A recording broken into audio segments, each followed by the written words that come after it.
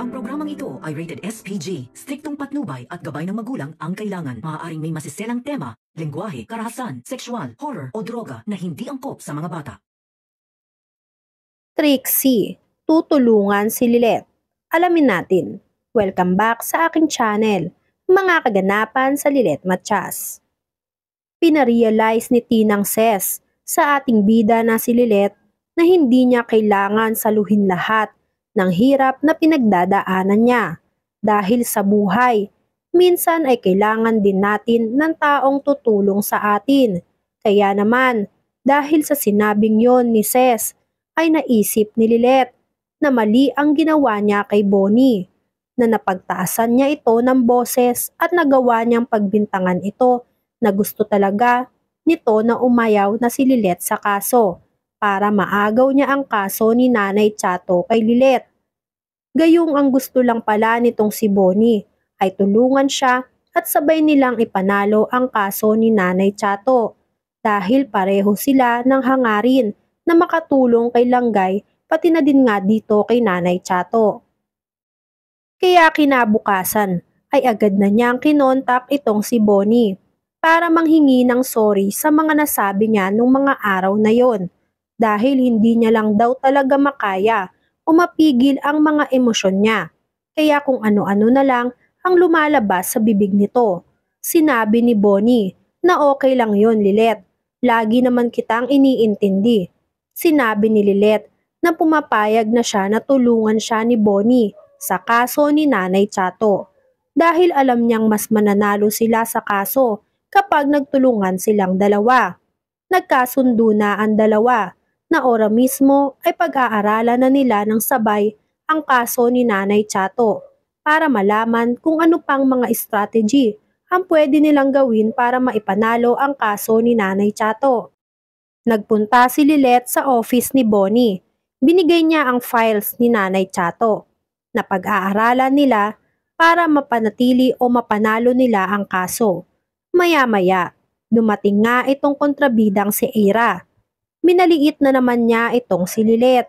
Pinatigil siya ni Bonnie sa pang-iinsulto kay Lilet. May inabot naman si Eira kay Lilet na isang sobre. Gusto niya daw iabot ito kay Lilet ng personal. Nang makita niyang bumaba si Bonnie, banda dito kay Lilet, ay nandiri siya sa ginawa ni Bonnie. Hindi niya daw akalain na bababa si Bonnie ng ganun para lang kay Lilet. Nakaka-insulto daw. Napagpapalit talaga siya ni Bonnie dito kay Lilet.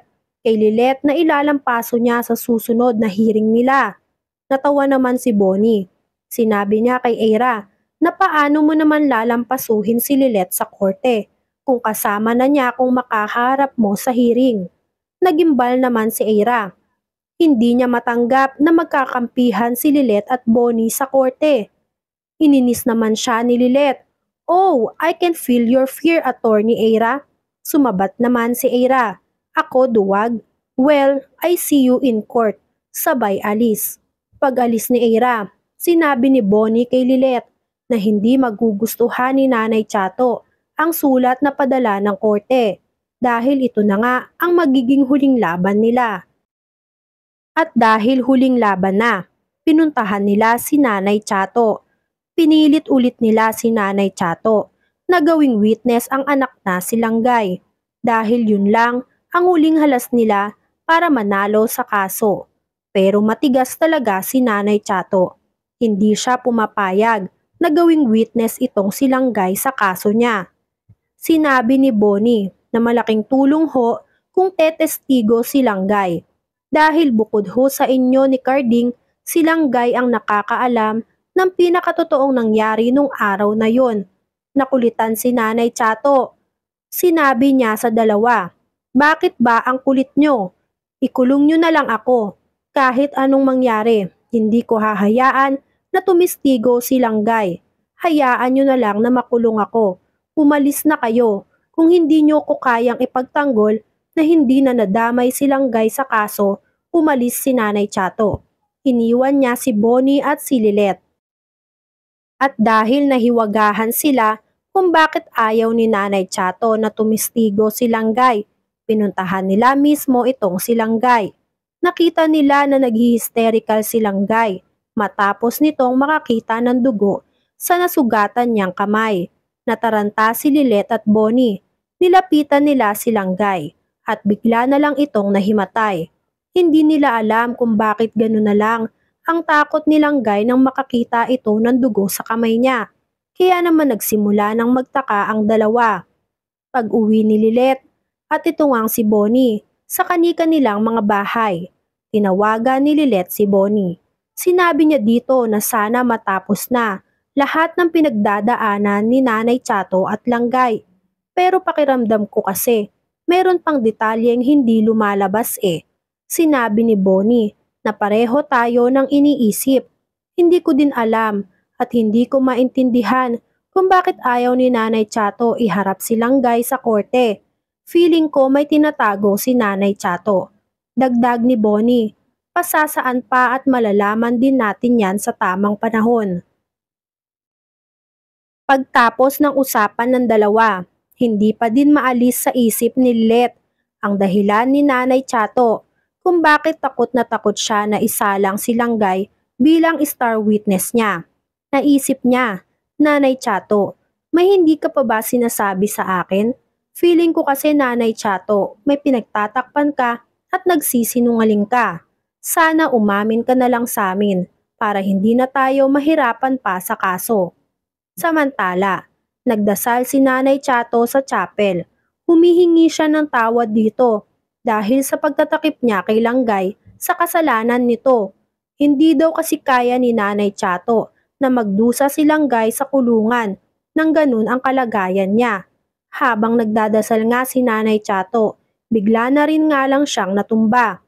Samantala, nakatagpo nila Lilet si Eira sa isang bar. Galit na galit ito kay Lilet.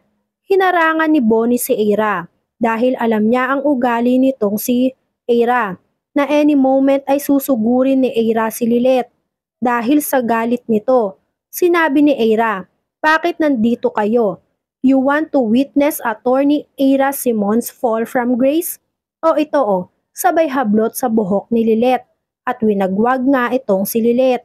Pilit naman siyang inaawat ni Bonnie at ni Kurt sa pananakit kay Lilet. Sinabi ni Eira habang nakasabunot kay Lilet, "O eto, tignan mo, naiinis na ako sa'yo," habang gigil na gigil sa pagsabunot kay Lilet. Gigil na gigil din itong si Kurt sa pag-awat niya kay Eira. Galit na ito sa pananakit kay Lilet. Nang mahiwalay nila Kurt si Eira kay Lilet, hinawakan na ni Kurt si Eira para hindi na nga ulit ito makalapit kay Lilet. Sumigaw si Eira kay Lilet, "I hate you, Lilet. I am freaking hate you." Saan kaya hahantong ang galit nitong si Eira? Dito sa ating bida na si Lilet. Yan nga ang mga kaganapan at mga dapat nating abangan dito sa Lilet Matias. Kung gusto nyo pa na magantong klaseng video, ay mag-subscribe at i-like itong video na to. Maraming salamat po.